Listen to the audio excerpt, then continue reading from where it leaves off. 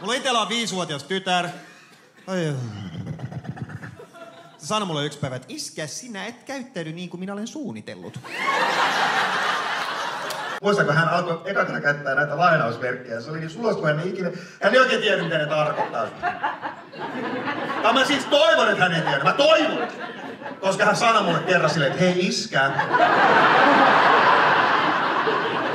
Hän tuli koulusta vähän sit kotiin.